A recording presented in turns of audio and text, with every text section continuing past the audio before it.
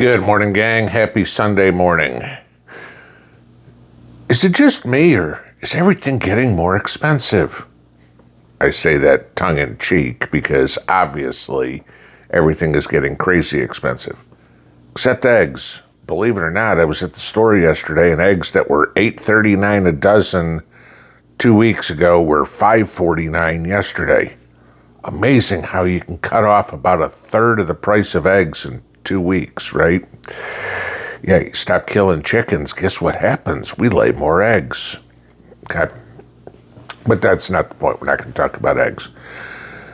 I want to talk about something that is everybody's boogeyman, but nobody seems to understand what it really is. Okay? And it's just educational for everybody here.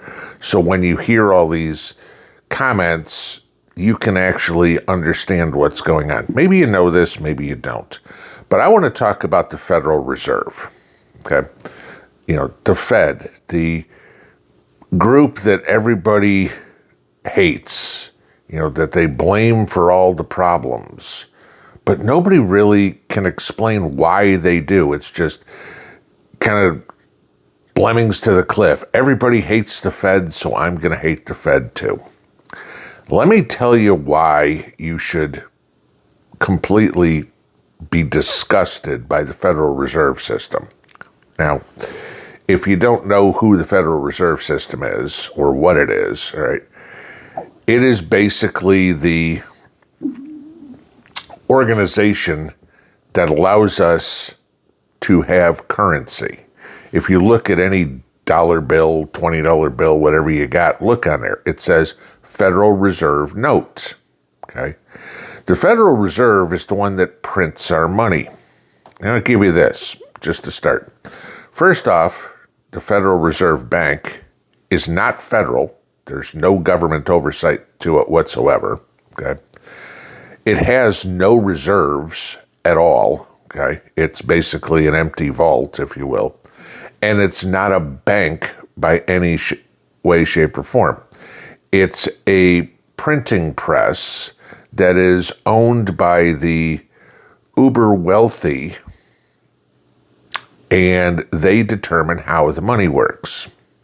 Now, if we take a look at the U.S. economy, in the past election here, one of the biggest issues, basically in every issue, one of the biggest issues of the election was the economy. Remember, we had good old Potato Joe's 9% inflation just about 2 summers ago. Well, it was 2 summers ago, but almost 2 years ago. The current inflation rate, official numbers, I want to give you that, all right, is 2.8%. Okay? By conventional wisdom, by the conversations that you hear all the time, that's pretty good.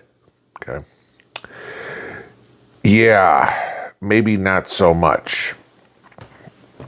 Anybody want to guess what the inflation rate was between 1774, when the dollar was introduced as a national currency, and 1913?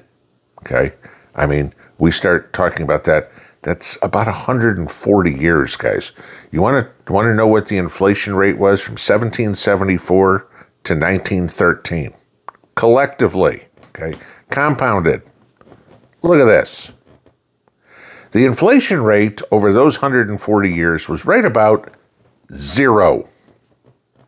Now, I will give you this, that at the time we were primarily an agricultural economy. We didn't have massive manufacturing. You know, we didn't even have the assembly line as of yet. We didn't have cars. We're at the very end, we were just starting to get the first ideas of motorized transport. You know, but the inflation rate for 140 years was 0. And look what happened after 1913 as to what the inflation rate did. All of a sudden, it went up, okay? Yeah. Here's why. In 1913, we created a Federal Reserve. Basically, we gave control of the money printing to the Rothschilds, just the JP Morgans, the uber wealthy. And I'm not going to get into the story about the conspiracy theory, if you will, that, the Titanic was sunk on purpose because there were a bunch of people on board that were against the Federal Reserve. Okay, you can believe that, you cannot. I'm still going to go with the iceberg theory. Go from there. But let's take a look at what the Federal Reserve did to us. Now, to explain how this works, how many of you have heard throughout your life that 2% inflation is good inflation? We've heard that over and over and over throughout our entire lives.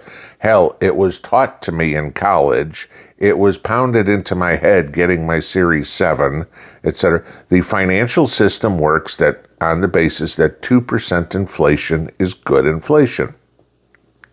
Well, rule of 72, you compound 2%, okay, and that means over the course of every 36 years, the price of everything will double.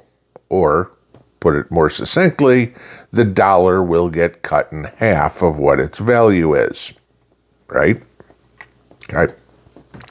Why is the 2%? Where did that miraculous number of 2% get pulled out of thin air?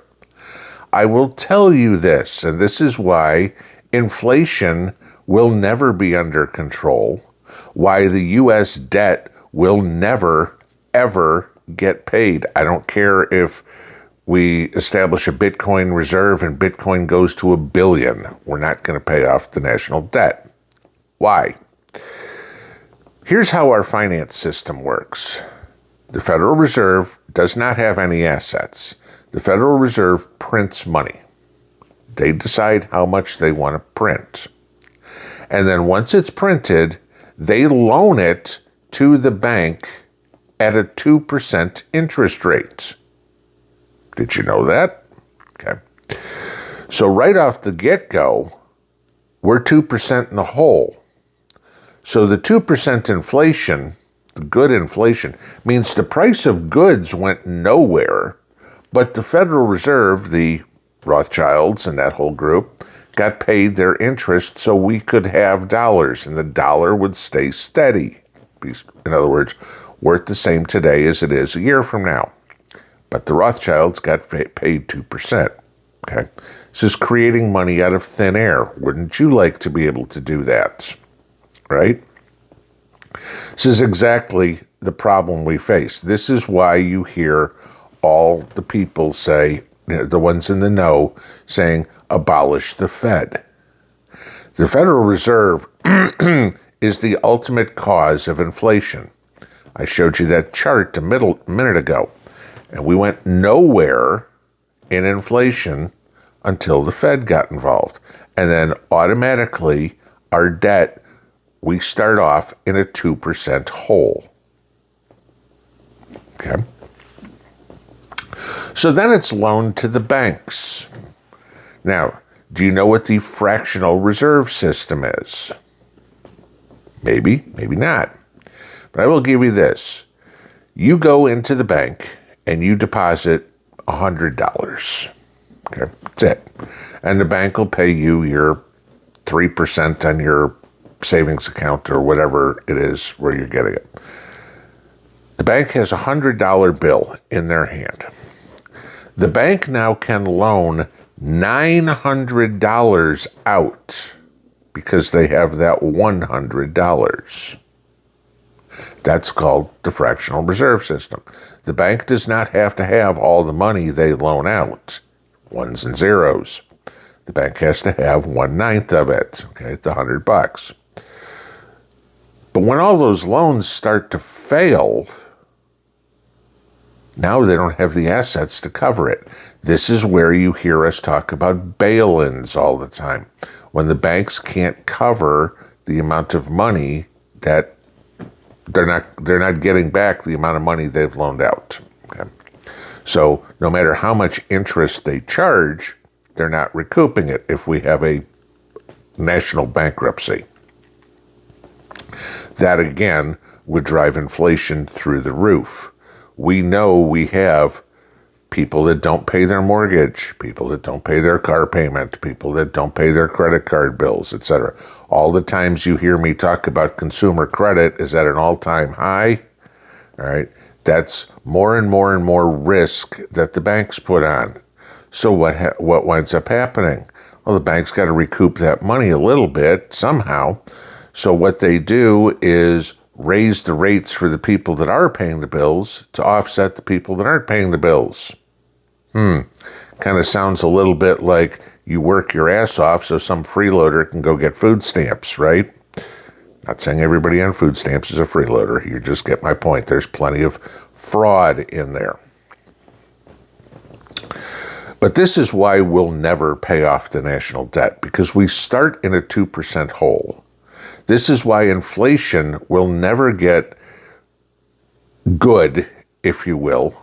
It'll keep going up and up and up, because 2% keeps compounding and compounding and compounding and compounding.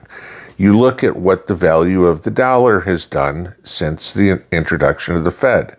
For 140 years, a dollar you had that was dated 1774 in 1913 was still worth the same amount of money, okay?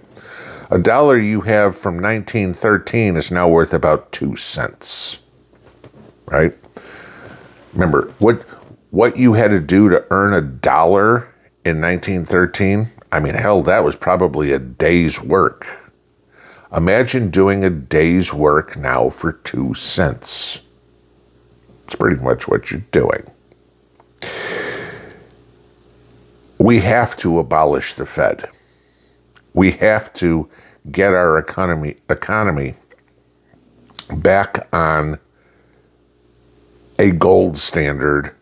I mean, I don't even care if they put it on a crypto standard. Well, I do, because crypto's imaginary money. But we have to go back to the gold standard or a precious metal standard or something of the sort, where there is some sort of asset that backs the dollar, not the full faith and credit of the United States. Because honestly, I have no faith in our government, and our government's credit rating, regardless of what Fitch will tell you, okay, is crap. They can't pay their bills. The only way they pay their bills is by stealing more money from us. We hear all these conversations about no tax on tips, no tax on Social Security. I'll believe it when I see it. It's no different than the conversation that was made for the last 4 years about paying off your student loans. It's a great talking point. It's a great campaign promise. But does it ever get done? No. But people they overdose on hopium and go, oh my God, I hope to God my student loans are going to get paid off. He promised. Yeah, right. How many politicians ever keep a promise?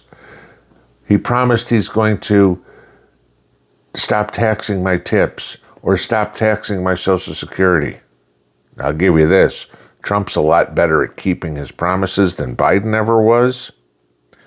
But I still don't see any legislation to stop tax on Social Security, stop tax on tips, abolish the IRS. The whole country's going to live on tariffs. We're going to be a rich country again. It sounds great. Let's implement it. Let's see what happens, right? Okay.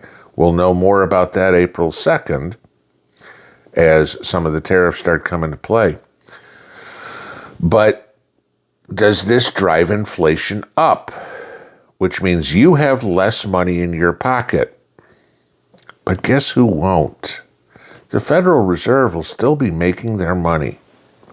They'll still be collecting the 2% interest when they loan out every dollar to the banks so the banks can loan it to you. And if this gets rougher and rougher and rougher, and consumer credit keeps going up and up and up, the only ones that are getting rich off of all that is the Federal Reserve.